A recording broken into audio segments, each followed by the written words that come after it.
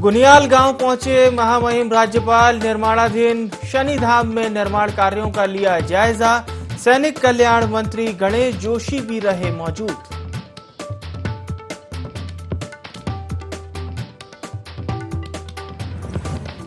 BJP की महिला प्रदेश अध्यक्ष बनने पर प्रदेश कार्यालय पहुंची आशा नौटियाल। आलाकमान का जताया आभार, कहा उम्मीदों पर उतरेंगी खरा।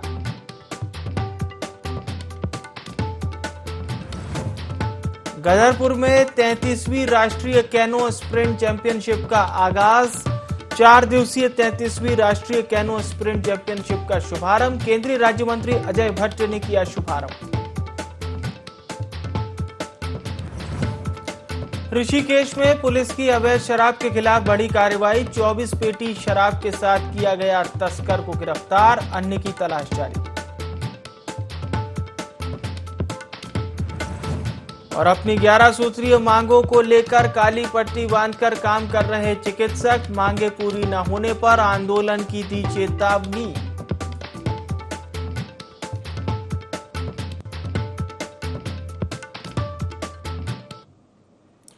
नमस्कार, आप सभी का बहुत स्वागत है देवभूमि लाइव में। आपके साथ मैं हूं विवेक पांडे। खबरें उत्तराखंड की। राज्यपाल लेफ्टिनेंट जनरल गुरमीत सिंह ने गुनियाल गांव में निर्माणाधीन सैन्य धाम पहुंचकर निर्माण कार्यों का निरीक्षण कर अधिकारियों से जानकारी ली। इस दौरान सैनिक कल्याण मंत्री गणेश जोशी भी उपस्थित रहे। गौरतलब है कि देहरादून के गुनियाल गांव में सैन्य धाम का निर्माण हो रहा है, जिसे उत्तराखंड के 5वें धाम के नाम से भी जाना जाएगा। सैन्य धाम के लिए प्रदेश के 1734 शहीद सैनिकों के आंगन से कलश में मिट्टी लाई गई है, जिसे यहां बनने वाली अमर जवान ज्योति की नींव में रखा गया है। सैन्य धाम के प्रवेश द्वार का नाम प्रथम CDS जनरल विपिन रावत के नाम से रखा जाएगा। वहीं प्रांगण में बाबा जसवंत सिंह और हरभजन सिंह का मंदिर भी बनाया जाएगा। राज्यपाल ने कहा कि सैन्य धाम शहीदों के प्रति सम्मान का एक उत्कृष्ट उदाहरण है। उन्होंने आगे कहा कि सैन्य धाम को 5वें धाम के नाम से जाना जाएगा और इसका निर्माण भव्य एवं दिव्य रूप से हो, इसके लिए चारों धामों से पवित्र मिट्टी भी लाई जाए।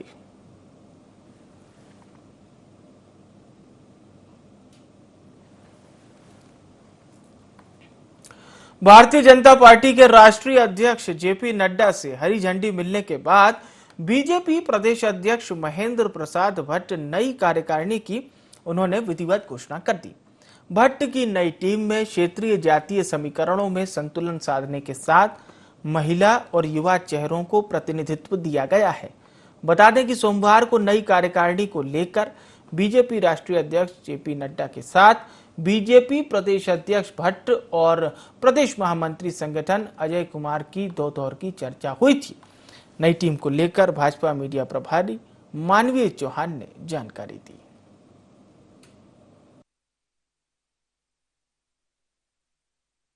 माननीय महेंद्र भट्ट जी ने और प्रदेश महामंत्री संगठन माननीय अजय कुमार जी ने केंद्रीय नेतृत्व के साथ चर्चा वार्ता करके विस्तार पूर्वक से सभी पहलुओं पर वार्ता करके जो प्रदेश की टीम नई टीम की घोषणा की है, उसमें सभी प्रकार का ध्यान रखते हुए, चाहे उसमें जातीय संतुलन हो और हमारे जो वरिष्ठ नेता हैं तो अनुभव जिनके अनुभव का लाभ लेना है, उसमें भी टीम में स्थान दिया है। इस प्रकार से सभी पहलुओं पर विचार करते हुए माननीय प्रदेश अध्यक्ष ने नई टीम की घोषणा की है।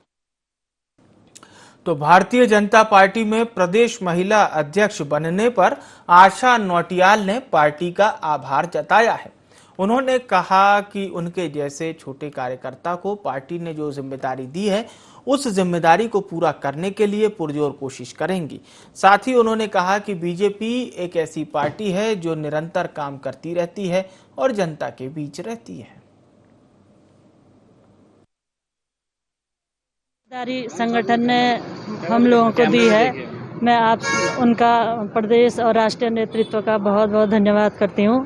पार्टी संगठन का बहुत आभारी हूँ कि मुझ जैसी एक छोटी कार्यकर्ता को प्रदेश की आधी से अधिक आबादी की जो जिम्मेदारी संगठन ने मुझे सौंपी है, उसके लिए मैं संगठन की बहुत आभारी हूँ और धन्यवाद करती हूँ। भारतीय जनता पार्टी का हर क्षेत्र में काम चलता रहता है, महिला के क्षेत्र में, युवाओं के क्षेत्र में और निरंतर काम करते रहते हैं तो निश्चित तौर पर बहुत मजबूती से महिला मोर्चा और महिलाओं का संगठन खड़ा होगा और पार्टी को बहुत बड़ा सहयोग महिलाओं का मिलेगा। बेरोजगारी के खिलाफ कांग्रेस कार्यकर्ताओं ने झबरेड़ा विधायक वीरेंद्र जाती के नेतृत्व में एक दिवसीय धरना दिया। तहसील परिसर में उप जिलाधिकारी कार्यालय के बाहर धरना दिया गया। इसके साथ ही वीडियो वीपीडीओ भर्ती की जांच सीबीआई से करवाए जाने और परीक्षा को निरस्त किए जाने की मांग की गई। इस दौरान काफी संख्या में परीक्षार्थी भी मौजूद रहे। विधायक झबरेड़ा वीरेंद्र जाती ने कहा कि इस घोटाले में जिन लोगों का नाम सामने आया है उन्हें भाजपा के बड़े नेताओं का संरक्षण भी प्राप्त है, उनके नाम उजागर होने चाहिए।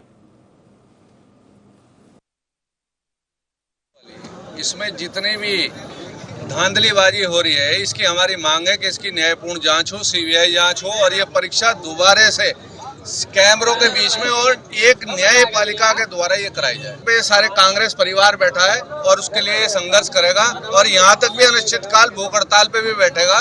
जो हमारे उच्च अधिकारियों का आदेश और निर्देश होगा उनके अनुसार हम संघर्ष करेंगे। प्रदेश व्यापी वीडियो वीपीडीओ भर्ती में जो धांधलीबाजी हुई है जिसकी एसटीएफ जांच कर रही है और दिन प्रतिदिन नए खुलासे हो रहे हैं और धांधलीबाजी सामने आ रही है।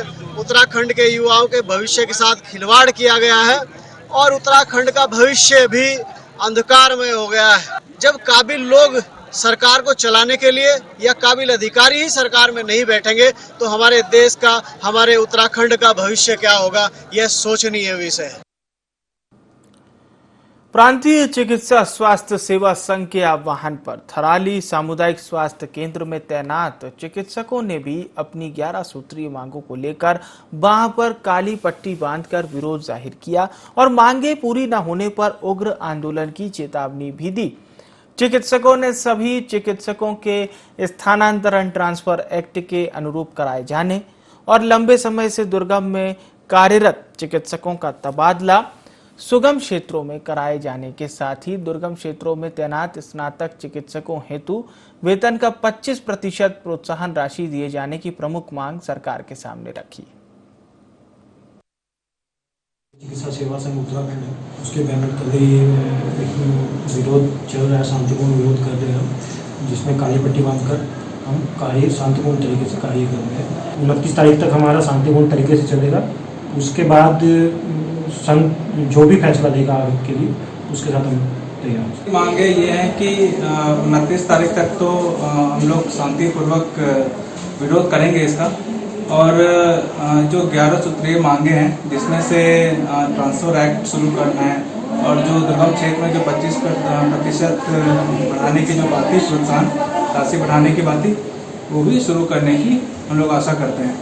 तो 29 तारीख तक तो जो हमारी जो संघ मीटिंग है उसमें जो भी निर्णय लिया जाएगा उसके साथ हैं। उसके बाद जो भी जो रिजल्ट वो बताएंगे उसके बाद से हम आगे जो हमारे संघ की मांगे हैं उसको लेकर हम 29 तारीख तक विरोध प्रदर्शन कर रहे हैं। उसके बाद जो भी हमारे संघ फैसला करेंगे हम उसके हिसाब से आगे करेंगे। वहीं लोहाघाट के उप जिला चिकित्सालय के डॉक्टरों ने अपनी 11 सूत्रीय मांगों को लेकर प्रांतीय चिकित्सा स्वास्थ्य सेवा संघ के आह्वान पर विरोध जताते हुए बांह में काली पट्टी बांधकर मरीजों को देखा। उप जिला चिकित्सालय अधीक्षक के नेतृत्व में डॉक्टरों ने विरोध जताया। चिकित्सा अधीक्षक डॉक्टर कमर ने बताया कि अपनी मांगों को लेकर चिकित्सालय के सभी डॉक्टर शनिवार तक काली पट्टी बांधकर कार्य करते हुए विरोध करेंगे। अगर उसके बाद भी डॉक्टरों की मांगे नहीं मानी गई तो ओपीडी को ठप कर दिया जाएगा। चिकित्सा स्वास्थ्य सेवा उत्तराखंड की तरफ से एक आह्वान किया गया है जिसमें 11 सूत्रीय मांगे हैं, उनके ऊपर ये हमारा विरोध चल रहा है। 29 तारीख तक हम काली पट्टी बांधकर विरोध करेंगे और अपने कार्य करते रहेंगे और 29 को एक हमारी मीटिंग है। उस मीटिंग में जो भी निर्णय होगा उसके बाद हमारी ओपीडी बंद हो जाएगी। हरिद्वार के ज्वालापुर में क्षतिग्रस्त मार्ग को लेकर व्यापारियों में काफी आक्रोश है। ज्वालापुर रेलवे क्रॉसिंग से अंबेडकर नगर को जाने वाला मुख्य मार्ग पूरी तरह से खस्ता हाल पड़ा है, जिससे स्थानीय व्यापारियों को काफी नुकसान उठाना पड़ रहा है। व्यापारियों ने सड़क निर्माण की अनदेखी से नाराज होकर विभाग के खिलाफ नारेबाजी की और जल्द मार्ग को बनाए जाने की मांग की। व्यापारी वर्ग सिटी मजिस्ट्रेट को भी ज्ञापन दे चुका है, लेकिन सड़क में कोई सुधार नहीं हुआ।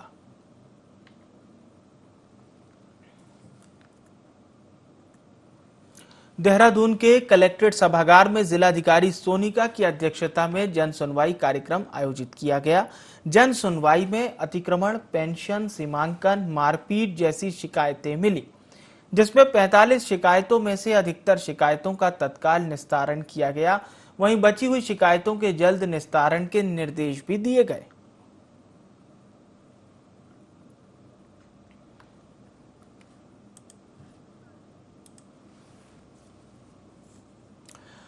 सरकारी गल्ले की दुकान समय पर न खुलने के कारण गरीब तबके के लोगों को काफी समस्या उठानी पड़ती है। वो दुकानों के चक्कर काटते रहते हैं, लेकिन राशन डीलर अपनी मनमानी के चलते दुकान को समय पर नहीं खोलते हैं, जबकि दुकान का समय भी निर्धारित है। लेकिन अब डीलर अपनी मनमानी नहीं कर पाएंगे। जिला पूर्ति अधिकारी ने निर्देश जारी करते हुए डीलरों को हिदायत दी है कि अपनी दुकानें निर्धारित समय पर ही खोलें और यदि किसी डीलर की शिकायत मिलती है तो उस पर कार्रवाई की जाएगी। उसमें तो ऐसा है कि स्पष्ट आदेश हमने कर रखे हैं कि सुबह 7 बजे से लेकर के 12 बजे तक दुकान खोलेंगे अपनी और राशन बांटेंगे और शाम को भी खोलेंगे। तो अगर ऐसी कोई शिकायत हमें आती है तो हम तुरंत अपने सप्लाई इंस्पेक्टर को भेज करके उसको दिखवाते हैं और हम यहाँ से भी ऑनलाइन भी चेक करते हैं बायोमेट्रिक कितने बजे कर रहे हो, कितने बजे तक बायोमेट्रिक हो रहा है। तो चूँकि बायोमेट्रिक का प्रेशर हमारे ऊपर है, राशन वितरण करना है, कुछ दुकानदार लेट तक भी खोलते हैं, मतलब सुबह खोला 2 बजे तक खोल दी, हमें उसमें कोई प्रॉब्लम नहीं। हमें तो राशन वितरण करने से मतलब है, पब्लिक को जब फुर्सत हो वो आ जाए। और जो गरीब तबके के लोग हैं क्योंकि वो सुबह सुबह राशन लेने आते हैं, तो इसलिए हमने सुबह का टाइम दिया है कि सुबह आप जल्दी दुकान खोल लें, अर्ली इन द मॉर्निंग, मतलब 7 बजे भी खोल लें या 6:30 बजे भी खोल लें, ताकि लोगों को राशन मिल जाए और अपने फिर राशन लेके काम पे चले जाएं। बड़ी खबर के लिए देहरादून का रुख करेंगे। यूके SSC पेपर लीक मामला, अब इस मामले में 23वीं गिरफ्तारी हुई है। उत्तरकाशी के बड़कोट से जेई को गिरफ्तार किया गया है। बड़ी खबर आपको बता रहे हैं, यूके SSC मामला, इस मामले में 23वीं गिरफ्तारी हुई है और उत्तरकाशी के बड़कोट से जेई की गिरफ्तारी हुई है। पीडब्ल्यूडी का जेई है अरविंद रावत, जिसकी गिरफ्तारी हुई। जल्द कुछ और गिरफ्तारियों की संभावना भी जताई जा रही है। मुख्यमंत्री पुष्कर सिंह धामी खुद मामले का संज्ञान ले रहे हैं। तो यूके SSC मामला, जिसे लेकर शासन प्रशासन लगातार कार्रवाई कर रहा है और लगातार हमने देखा था यूके SSC मामला, अब इसकी 23वीं गिरफ्तारी हुई है। किस तरह से एक एक करके कड़ियां जोड़ी जा रही हैं और आरोपियों तक पहुंचा जा रहा है। लगातार एक एक आरोपी से पूछताछ हो रही है। हमारे साथ हमारे प्रिंसिपल करेस्पॉन्डेंट कैलाश बिष्ट जुड़ चुके हैं। कैलाश, एक एक करके कड़ियां जोड़ी जा रही हैं और देखिए अब 23वीं गिरफ्तारी भी हुई है। मुख्यमंत्री धामी, मुझे लग रहा है जब तक इस मामले के अंत तक का आरोपी पकड़ लिया नहीं जाएगा, तब तक शासन प्रशासन बिल्कुल शांत नहीं बैठेगा। जी बिल्कुल विवेक, देखिए जाहिर तौर पर 23वीं गिरफ्तारी हुई है और बहुत ही महत्वपूर्ण ये गिरफ्तारी है और बड़ी गिरफ्तारी इसको माना जा रहा है। जेई था, उत्तरकाशी बड़कोट में था और कहीं ना कहीं जो तार है वो तार जुड़ रहे हैं, क्योंकि अगर हाकम सिंह रावत की बात करें, हाकम सिंह रावत के घर अब लगातार यहाँ पर जांच की जा रही है। जो उसकी प्रॉपर्टियां थी, जो उसने प्रॉपर्टी बनाई थी कम समय में, उन तमाम चीजों की जांच यहाँ पर हो रही है और ये भी उत्तरकाशी जिले का है जेई। तो जाहिर तौर पर अब कहीं ना कहीं जो तार हैं वो जुड़ रहे हैं, क्योंकि सबसे ज्यादा इसमें जो अभ्यर्थी हैं वो उत्तरकाशी जिले के हैं जिनकी नौकरियां सबसे ज्यादा लगी थी और जो उत्तरकाशी को लेकर ही सबसे ज्यादा लोग रडार पर हैं। लेकिन पहले ये माना जा रहा था कि सिर्फ उत्तरकाशी तक इन लोगों के तार सीमित हैं, लेकिन जब कुमाऊं में जब STF ने यहाँ पर कार्रवाई की तो कुमाऊं से भी कई लोगों के इस वक्त नाम सामने आए थे, जिन लोगों की नजदीकियां बीजेपी के बड़े बड़े नेताओं से रही हैं। तो जाहिर तौर पर जिस तरीके से मुख्यमंत्री खुलकर सामने बैटिंग कर रहे हैं, उससे ये साफ है कि किसी भी दोषी को बख्शा नहीं जाएगा। उसके अलावा मैं आपको बताऊं कि अगर 2 दिन पहले की हम बात करें तो 2 दिन पहले जब मुख्यमंत्री देहरादून में थे तो उन्होंने साफ तौर पर फिर इस बात को कहा था कि जब मंडराल की गिरफ्तारी हुई थी कि चाहे दोषी कोई भी हो, किसी भी दोषी को किसी भी हाल में सरकार बर्दाश्त नहीं करेगी, उसको बख्शा नहीं जाएगा। और जो पूर्व मुख्यमंत्री थे, जो पहले कह रहे थे कि आयोग को भंग कर दिया जाए, वही पूर्व मुख्यमंत्री अब एसटीएफ की तारीफ कर रहे हैं और उन्होंने साफ तौर पर ये कहा है कि वाकई में एसटीएफ बहुत अच्छा कार्य कर रही है। और इसमें कोई दो राय नहीं कि जो शख्स बीजेपी का कार्य करता रहा हो, अगर वो किसी तरीके से किसी भी भ्रष्टाचार में संलिप्त होता है, तो जो जीरो टॉलरेंस की बात जो सरकार करती है, उसी के तहत ऐसे लोगों पर दंडात्मक कार्रवाई की जानी चाहिए। तो जाहिर तौर पर 23वीं गिरफ्तारी के बाद अब ये तय है कि और भी कई ऐसे नाम हैं जो सफेदपोश हो सकते हैं, जिनके नामों का खुलासा हो सकता है। लेकिन हमने ये भी देखा था कैलाश की इसके इतर अगर हम कांग्रेस की बात करें तो करण महारा कई आरोप भी लगा रहे हैं, आयोग पर भी उन्होंने आरोप लगाया था। और बड़ी बात यह है कि जिस तरह से कांग्रेस सीबीआई जांच की मांग कर रही है, साथ ही साथ हाईकोर्ट के सिटिंग जज से जांच की मांग कर रही है, तो क्या एक और ये माना जाए कांग्रेस का अभी लगातार जिस तरह से हल्ला बोल कह लीजिए, प्रेस कॉन्फ्रेंस कह लीजिए, ये जारी रहेगी? हाँ बिल्कुल विवेक, देखिए ईडी और सीबीआई का जिक्र जरूर आया था बीच में, और यह उम्मीद की भी जा रही थी कि अब एसटीएफ से हटाकर इस पूरे मामले को ईडी और सीबीआई के सुपुर्द कर दिया जाए। लेकिन जब ताबड़तोड़ गिरफ्तारियां हुई तो उस वक्त साफ तौर पर मुख्यमंत्री ने कहा कि नहीं, हमारी एसटीएफ बहुत अच्छा कार्य कर रही है। और एसटीएफ की जो टीम थी, एसएसपी जो थे अजय सिंह, उनको सम्मानित किया गया, मुख्यमंत्री अवार्ड से उनको सम्मानित किया गया, उनकी टीम को सम्मानित किया गया मुख्यमंत्री द्वारा। और जाहिर तौर पर कांग्रेस है, विपक्ष है, विपक्ष का काम होता है हंगामा करना, विपक्ष का काम होता है सवाल खड़े करना। सवाल खड़े उठना लाजमी है, लेकिन हाँ, जब कार्रवाई हो रही है तो सवाल किस बात पे? और एक और आपने जो सवाल उठाया, बहुत ही महत्वपूर्ण आपने सवाल उठाया आयोग को लेकर। आयोग पर तो पहले से ही संशय के बादल इसलिए मंडरा रहे हैं, और खासतौर पर उसके जो अध्यक्ष थे, आयोग के अध्यक्ष, उन पर भी संशय के बादल इसलिए मंडरा रहे हैं कि 2016 से आयोग के अध्यक्ष थे एस राजू, जो सीनियर आईएएस अधिकारी हैं उत्तराखंड के। तो जब ये 2021 का जब मामला था, जब इस मामले में जब घोटाले हो रहे थे या फिर पेपर लीक हो रहे थे, तो आखिर आयोग के अध्यक्ष क्यों इस्तीफा दे रहे और क्यों आखिर उन्होंने अब यहाँ पर जब छीटा लेदर हुई आयोग की, तो उनको क्यों आखिर इस्तीफा देना पड़ा? तो ये तमाम चीजें हैं जो एसटीएफ ने जिनको कैच किया, बड़ी ही गंभीरता से पूरे जो बयान यहाँ पर दिए गए थे आयोग के अध्यक्ष द्वारा, उनको गंभीरता से लिया। और उसके बाद तब जब परत दर परत खुली तो 23 अब गिरफ्तारियां अभी तक हो चुकी हैं, और यही उम्मीद की जा रही है कि जो बड़ी मछलियां हैं उन तक जरूर पहुंचा जाएगा, क्योंकि कांग्रेस ये आरोप लगा रही है कि जो छोटी मछलियां हैं उनको पकड़ा जा रहा है, बड़ी मछलियों को नहीं पकड़ा जा रहा। लेकिन यहाँ पर परत दर परत यहाँ पर जब खुलासे कर रही है एसटीएफ, तो जाहिर तौर पर जो बड़ी मछलियां हैं उनको भी पकड़ा जा सकता है। और बिल्कुल ये भी माना जाए कहीं ना कहीं सीएम धामी का जो विश्वास है लगातार गिरफ्तारियों पर अपनी एजेंसी पर बना हुआ है, वो इसी का एक उदाहरण भी है। और ये भी माना जाए कि उत्तराखंड सरकार जब तक अंतिम आरोपी तक को गिरफ्तार नहीं कर लेती है, तब तक इस मामले में शांत नहीं बैठेगी। आप हमारे साथ कैलाश जी बने रहिएगा, एक और बड़ी खबर पे आपका रुख कर रहे हैं।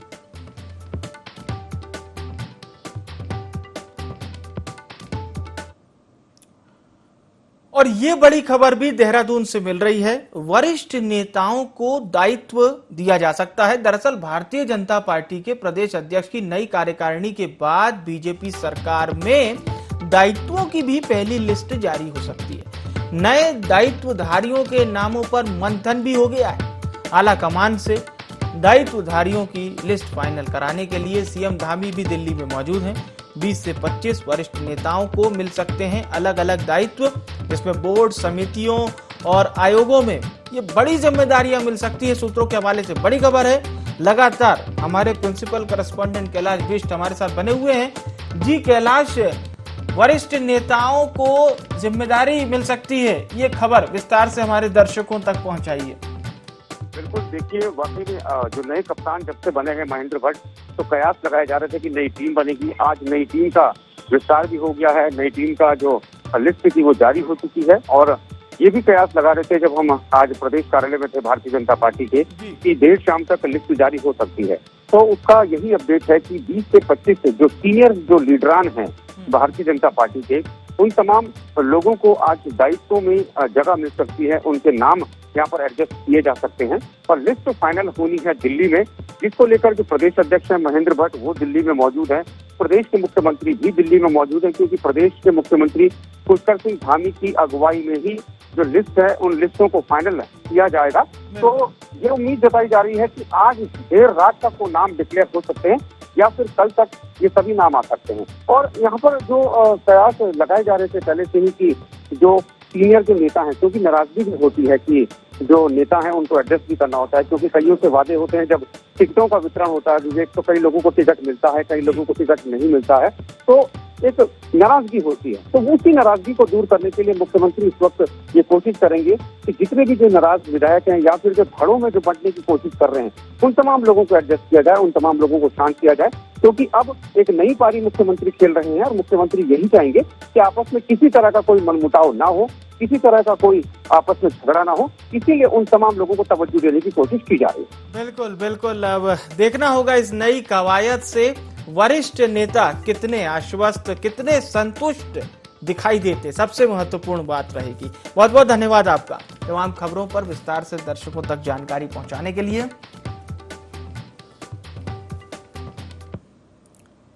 और चलिए एक बार फिर से रुख करते हैं खबरों की ओर। खबर लक्सर से है, जहां भोगपुर क्षेत्र में हथियारों से लैस 1 दर्जन अज्ञात बदमाशों द्वारा महालक्ष्मी स्टोन क्रशर पर आधी रात को डकैती हो गई।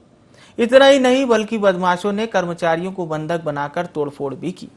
मामले में कोतवाली पुलिस ने मुकदमा दर्ज कर लिया है, जहां अज्ञात बदमाशों की धरपकड़ के लिए पुलिस द्वारा दबिश की तैयारी भी की जा रही है।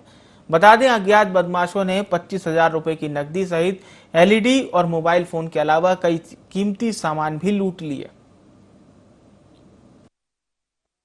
लक्सर के अंतर्गत महालक्ष्मी स्टोन क्रशर है, उसमें जो बंदशुदा है, इसमें कुछ हथियारबंद बदमाशों ने वहाँ के 2 चौकीदारों को बंधक बना के कमरे में कर दिया और उनके यहाँ से ट्रांसफार्मर का अंदर का सारा कॉइल प्लस जो अंदर उनके तार और 25,000 नगदी वो लेके चले। इस संबंध में थाने पर थाना लक्सर पर अभियोग दर्ज कराया गया और इसकी जांच की जाए।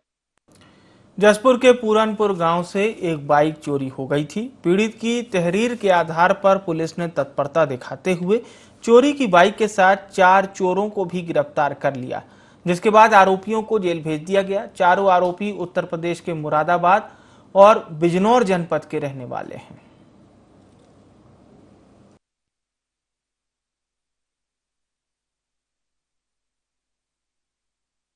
गांव में एक बाइक चोरी हो गई थी, तो वादी की तहरीर के आधार पर थाना जसपुर में चोरी का मुकदमा लिख दिया गया था। तो इसी में कल चेकिंग के दौरान हमारी जसपुर की पुलिस टीम के द्वारा 4 चोरों को पकड़ा गया है, जिनसे 2 बाइक बरामद करी गई हैं और 2 उनसे तमंचे बरामद किए हैं और 2 चाकू बरामद किए हैं। अभियुक्तों को गिरफ्तार कर दिया गया है और उन पर अग्रिम वैधानिक कार्रवाई। 4 दिवसीय 33वीं राष्ट्रीय canoe sprint senior man and women championship का शुभारंभ किया गया। गूलर भोज स्थित बौर जलाशय में केंद्रीय राज्य रक्षा एवं पर्यटन मंत्री अजय भट्ट ने प्रतियोगिता का शुभारंभ किया। 4 दिनों तक चलने वाली प्रतियोगिता में देश भर से 27 राज्यों की टीमों द्वारा भाग लिया जा रहा है। इसी दौरान एनडीआरएफ की टीम भी मौजूद रही।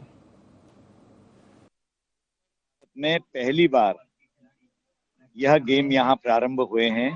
अभी तक ये अंदाजा नहीं था कि उसमें उत्तराखंड के पास इतनी बड़ी सुविधा युक्त स्थान हमारे पास उपलब्ध है कि बच्चों ने यहाँ प्रतिभाग किया है और एक इतिहास रच दिया है कि हमारे पास वो सारी चीजें हैं जिनकी जरूरत इस गेम में होती है।